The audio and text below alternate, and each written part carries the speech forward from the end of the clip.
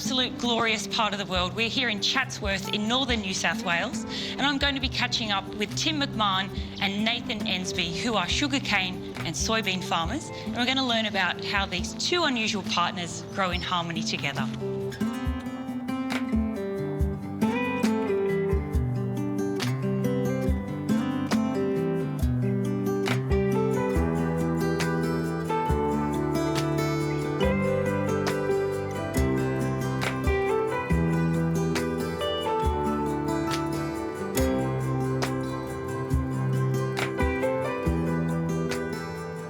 So Tim, you look after sugarcane and soybeans. How did you get into farming? Started off, I used to work in the bank when I left school, and then I went selling farm machinery in this area for 16 years, and in that time bought a couple of farms along with a family farm, and she rolled on. I guess I should ask why, like I've seen a lot of fields here full of soybeans and sugarcane together. Is there a reason that they're kind of paired together? Well, primarily sugarcane is the crop. Soybeans are used for a rotation to enhance soil health, especially with problem fields, which is how I use soybeans. If we've got a problem field that needs work out of season, you get time, plus it's really good for the soil. Is it a bit like kids? Do you have a favourite? Do you prefer the sugarcane or the soybeans, or are you not allowed to answer that? Sugarcane. Yeah. This is a pretty gorgeous part of the world. Clarence River, you're near beaches, there's farms, lots of sporting and healthy lifestyle around here. It must be a pretty good place to have a farm. Great place to have a farm, great place to grow up and a great place to live. Great place to bring up a family, so. I'd love to have a closer look at the farm. Are you right to take me around? Yeah, fine. All right.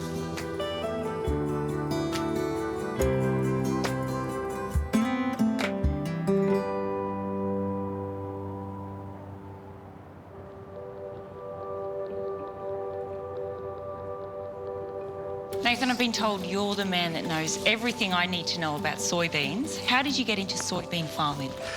Well, Courtney, I'm a third generation soybean, sugarcane and cattle farmer from the Lower Clarence. All right, wear many hats then? I do wear a few hats, yes. I also work as a technical officer for the New South Wales Department of Primary Industry, where we look at where we breed soybeans and we look at some of the agronomic issues surrounding growing soybeans on the North Coast, yeah.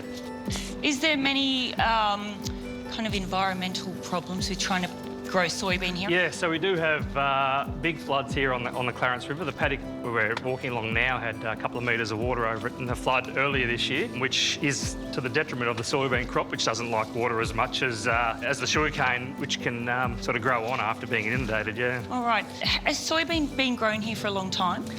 Yeah, well, soybeans were first grown in this area in the 1970s as a cash crop. And over the last decade, the cane farmers on the river have really stepped up and started to grow food-grade soybeans. So the technology with the varieties that are coming through, increased quality, higher protein and better weathering tolerance, has enabled our local farmers to really grow higher quality soybeans and push into the edible food markets. It's certainly, I would feel like the popularity of soybeans must be getting larger every year. Yeah, that's right. The soybeans we're growing now can be close to 50% protein. So yeah, they really have high protein for a bean. And yeah, the soy milk market, the tofu market, the edamame market, plant protein market is obviously increasing as time goes on and population increases, and yeah, it's a healthy choice, I suppose. It's lower in fat, lower in sugars, and yeah, got plenty of good antioxidants in it. Yeah, So you do sugarcane for what, 3, 4, 5 years? Yeah, so sugarcane's typically in the ground for about 6 years, and then it's ploughed out, and then soybeans are put in. Normally it's about a 5-month crop, and then sugarcane's planted back into that, soil. So it's quite quick. Soybean goes in 5 months, you get a crop. It is, yeah. Good for a bit of cash flow as well. Yeah. And also all those nutrients go back into the soil. That's right. And then you get ready to go back in with the sugarcane. That's right. And the soybean, being a legume, leaves over 100 kilos of nitrogen for the following sugarcane crop to grow as well. So not only are you saving nitrogen with your soybean crop, but it's supplying nearly a year's worth of nitrogen for your first cane crop. So it's a very effective and efficient little plant. Nathan, I've got to ask the question, do you actually like eating tofu, edamame, soy milk, all of these things? Yeah, I do actually. I love eating edamame, and I do eat a fair bit of tofu and have soy milk in my coffees of a morning. So All right. yeah, so I do support the industry. Are you any good in the kitchen? Can you give me a hand if we go and cook up a recipe? Sure, my wife wouldn't agree with me being any good in the kitchen, but I'll give it a go for sure. I reckon we can show her just what you can do. Rightio.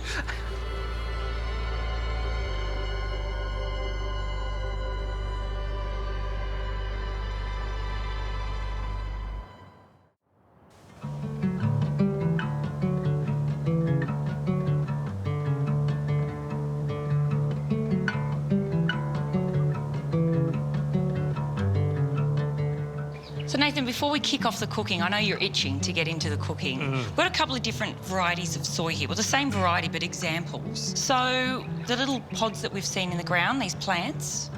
So tell me how this works. These grow up. We'd all be familiar with these, or I am. Spent a few nights in a Japanese restaurant. So these edamame. Yep. These are actually baby soy, you tell me. They are. So they're unripe pods. So this plant here is about 6 weeks old. In about 4 months' time, those pods will be ready to pick from these nodes here near the stems. So for edamame, we have certain varieties that we use with large pods and large bean sizes. We come through before they're ripe and pick them off, and while they're still high in moisture.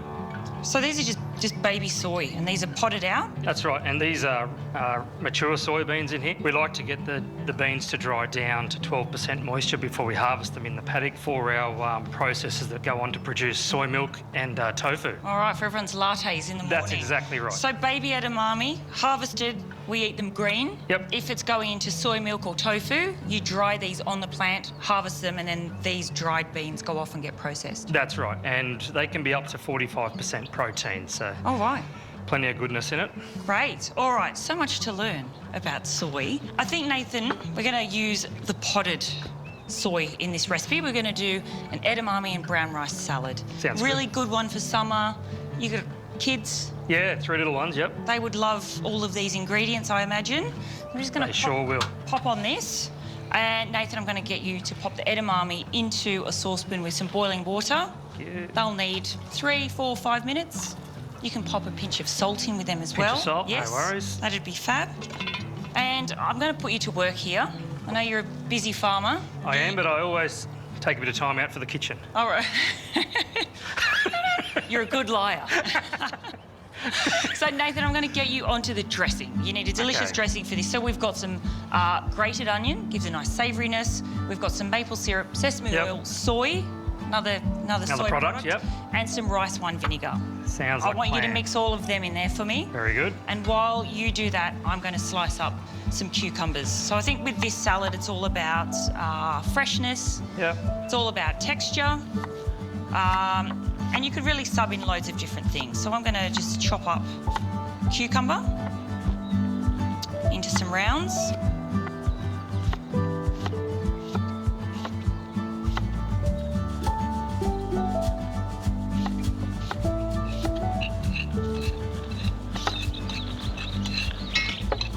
Told me you didn't know how to cook. I think you're like my dad. He says he can't cook just so he doesn't have to. I think that might be it, yeah. If you want to, you can taste that if you like. You can tell me if it needs any. It should have a nice balance of sweet and salty and sour and a little bit of savoury from the onion. Tastes very nice. It's good. Spot on. It's a good dressing for loads of things. You told me you get out in the Clarence River and do a bit of fishing. I do a bit of fishing, chase some flathead and bream. And, all right, that'd be a great little dipping for a battered flathead. Yep. The base of the salad we've got here is just some brown rice and some quinoa. Yep. So this is just prepared, 250 grams. And I'm going to pop my cucumber in there. Nathan, do you want to pop the spinach in with the edamame? Sure. So we're going to wilt the spinach down. Yep. There's a famous Japanese salad which is basically wilted spinach dressed in crushed sesame. So we're kind of going for that vibe a little bit by wilting the spinach down. And I'm just going to mix the cucumbers through our brown rice.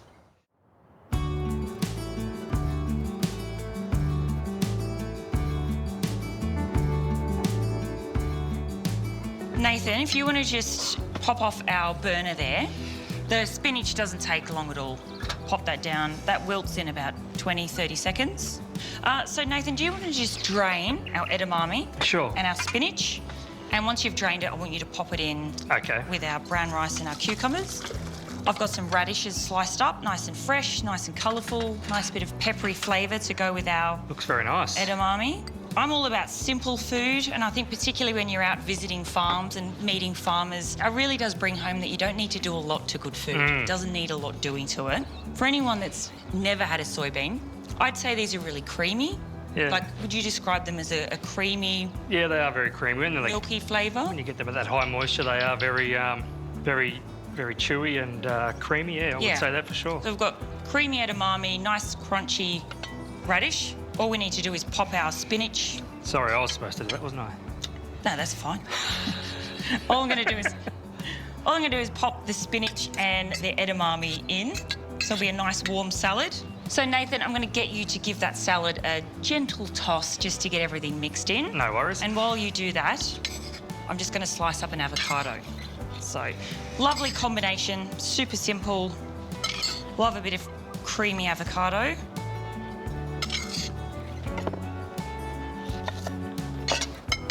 All right, that's looking good. We'll pop our avocado. I like to slice it straight in. If you're not that confident with a knife, slice it on the board. Yep. But I think the less you touch avocado, the less likely it is to kind of get bruised.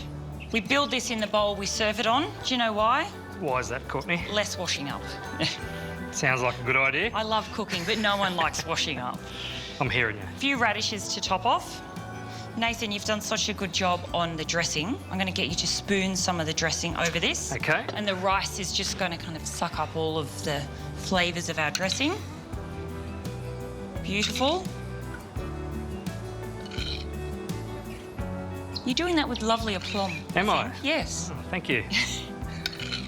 And then simply some crunchy things on the top. I've got some toasted sesame seeds. Gives us a lovely smoky flavour. Yep. Just got all the classic kind of Japanese ingredients with your Australian-grown soybeans. Some toasted nori sheets, so this is a seaweed. Okay. We're just going to finish with that. And what's your wife's name? Kieran. Kieran. He says he can't cook, but I'm pretty sure Nathan's going to whip this up for you on the weekend. He's going to go out catch fish to go with this. In all seriousness, for me, cooks, and everyone at home, without farmers, where would we be? We wouldn't have produce, you know. You guys do a lot of the hard work, a lot of early mornings, a lot of stress, a lot of financial stress as well, I probably imagine. So right, yep. To be able to come behind the scenes today, obviously with the help of Rabobank, go behind the scenes, it's honestly been such a pleasure to hang out, to learn about soybeans and to cook in the kitchen with you, even though you were reluctant to cook with me. No worries, Courtney. It's been a great experience. Thank you for coming out on the farm and looking at our soybeans and sugarcane. And yeah, look, it's been a great experience for me too. Thank you.